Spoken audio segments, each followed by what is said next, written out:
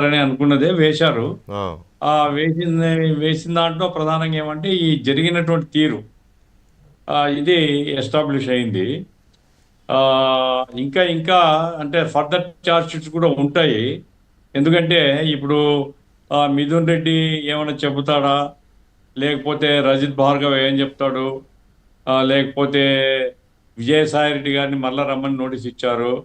మరి ఆయన ఏదో ఆరోగ్యము అది ఇది అని చెప్పి వాయిదా తీసుకున్నాడు. ఆయన ఏం చెప్తాడు? ఈ మధ్య మళ్ళీ ఏదో సంబంధాలు పెరుగుతున్నాయనేసి వింటున్నాము. ఏమైనప్పటికీ సిట్టు కొంత మంచి కృషి చేసిందనే చెప్పాలండి.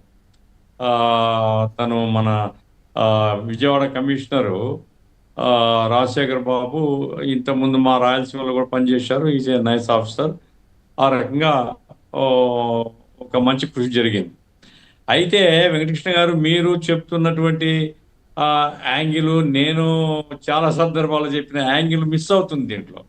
ఉమ్, ఇప్పుడు ప్రధానంగా ఏమిటి అంటే 3,200 కోట్ల చుట్టూతా ఇప్పుడు ఈ ఛార్జ్ షీట్ కానీ ఈ మొత్తం ఇది తిరుగుతూ ఉంది.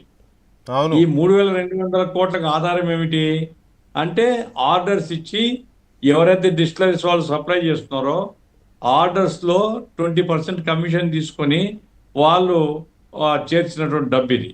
ఇదంతా కూడా డిస్టిలరీస్ నుంచి వసూలు చేసే బాధ్యత శ్రీధర్ రెడ్డి తీసుకున్నాడు. ఆ తర్వాత ఎప్పటికెప్పుడు ఆర్డర్స్ ఇచ్చేది అది ఇది ధనుంజయ రెడ్డి అండ్ కృష్ణమోహన్ రెడ్డి వాళ్ళ పాత్ర ఉంది అనేది గతంలో చెప్పింది. ఇప్పుడు ఏంటంటే కొత్తగా యాడ్ అయింది మిథున్ రెడ్డి కూడా యాక్టివ్ పాత్ర దీంట్లో మొత్తంలో అనేసి. ఎవరి పాత్ర ఉన్నప్పటికీ పాలసీ చేంజ్ చేయడంలో వీళ్ళెవరు చేయలేరు కదా. చేయలేరు. మిథున్ రెడ్డి రాష్ట్ర పాలసీని ఆయన ఎట్లా ఇన్ఫ్లుయెన్స్ చేస్తాడు? క్యాబినెట్ చేయాలి, రాష్ట్ర ముఖ్యమంత్రి పాలసీ అంతే వీళ్ళే కదా. చేయాలి. అంతే. ముఖ్యమంత్రి చేయాలి. నారాయణ స్వామి కూడా చేయలేడు ఉమ్, ఆయన ఎక్సైజ్ మినిస్టర్ గా ఉన్నప్పటికీ. అవును. ఎందుకంటే ఏదైనా పాలసీ డెసిషన్ తీసుకోవాలంటే either the chief minister or the cabinet. అంతే. ఆ రకంగా ఎందుకంటే గతంలో మనం చూసామండి. ఇప్పుడు బాలినేని శ్రీనివాసరెడ్డికి అదాని ఫైళ్ళ విషయంలో అడిగినప్పుడు అదాని డబ్బులు ఇచ్చింది అది ఇది ఇవన్నీ వచ్చినప్పుడు ఆయన అన్నాడు ఫైల్ నా దగ్గర రానేలేదని. ఆ, అంటే ఎవరు? Balineni Srinivasa Reddy, electricity minister. అట్లా ఇక ఆయన దగ్గరికే ఆయన సామాజిక తరగతి, బలమైన సామాజిక తరగతి, ముఖ్యమంత్రితో పోల్చుకుంటే ఆయన బంధువు అంత స్థాయి ఉండేటువంటి వాని దగ్గరికే ఫైల్ పోకపోతే పాపం ఆ నారాయణ స్వామి దగ్గరికి ఫైల్ ఏం పోతుంది?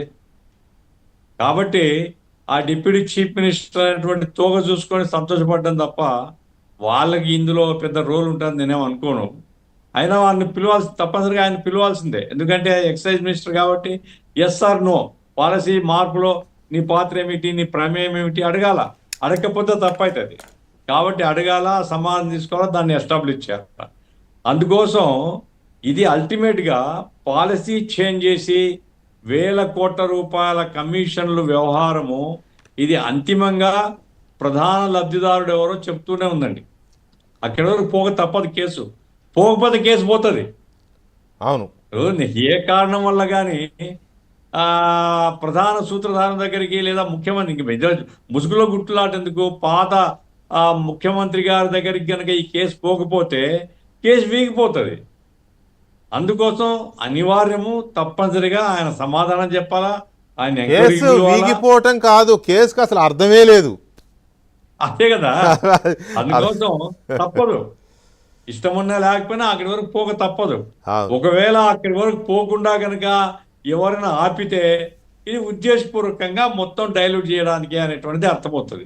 అది అవును. రాబోయే కాలం చూడాలా. ముఖ్యమంత్రి గారు నిన్న గట్టిగా చెప్పారు, లేదు చిక్కాడు వదలము అని. సరే అది వదలము అని రాజకీయ భాష వేరే సంగతి. ఎవడైనా కానీ సార్ ఒక తప్పు చేసినప్పుడు చట్టము ఒకరికి రకము ఇంకోరికి ఇంకో రకం ఉండదండి. చట్టం తన పని చేసుకుని పోతుంది అనేది అంటాం కదా. కాబట్టి తప్పనిసరిగా తప్పు చేసిన వాళ్ళు ఎవరైనా కావచ్చు, రైట్. మనం ఇష్టపడవచ్చు ఇష్టపడకపోవచ్చు, మనం కోరుకుంటామా కోరుకోమా అనే దాంతో నిమిత్తం లేదండి. తప్పు చేసిన వాడు తప్పనిసరిగా బోను ఎక్కక తప్పదు, ఊచలు లెక్క పెట్టక తప్పదు. రైట్. గఫూర్ సాబ్, ఎందుకంటే ఎవరి డబ్బు సార్ ఇది? అవును, ప్రజల డబ్బే ఎవరి కదా డబ్బు అండి? అల్టిమేట్ గా. అవును. ఒక్కసారి నాకు అవకాశం ఏంటి, ఒక్కసారి నాకు అవకాశం ఏంటి, మా నాయన్ను మరిపిస్తా అంటే బహుశా మరి నాయన సంగతి మరిపించారుగా. ఆయనకేమో తెలుసా? మరిపించారు మనకు తెలిసిన- కదండి వాళ్ళ నాయన్ని మరిపించారుగా. అదే ఆ రకంగా ఏంటంటే ప్రజలు ఒక గొప్ప అవకాశం ఇచ్చారండి. చిన్న వయసులో, అంత చిన్న వయసులో ముఖ్యమంత్రులు కాలే, ఈయనకే ఆ అవకాశం వచ్చింది. పెద్ద రాజకీయ అనుభవం లేదు, ప్రజా జీవితంలో పెద్దగా ఆయన చేసిన సేవ కూడా లేదు. కేవలం డాక్టర్ రాజశేఖర రెడ్డి గారి కుమారుడు అనే పేరుతో ప్రజలు ఒక గొప్ప అవకాశం ఇస్తే ఈ రకంగా మొత్తం కొల్లగొట్టడం కార్యక్రమం ఇదొకటే కాదండి, మద్యం ఒకటే కాదు, మద్యంలో అసలు పాత్ర రావాలి. ఎందుకంటే ఈ మొత్తం 3,200 కోట్లు ఈ డిజిటల్ లేకుండా కేవలం ట్రాన్సాక్షన్స్ ఎందుకు అనే దానికి ఆన్సర్ లేదు దీంట్లో. అది ఇంకా అది లేదు అసలు, అది ఈ డొమైన్ లో అది లేదండి, అది సెపరేట్, అది కంప్లీట్. లేదు దీంట్లో ఓన్లీ కమిషన్ల బాపతి కేసే ఇది. ఆ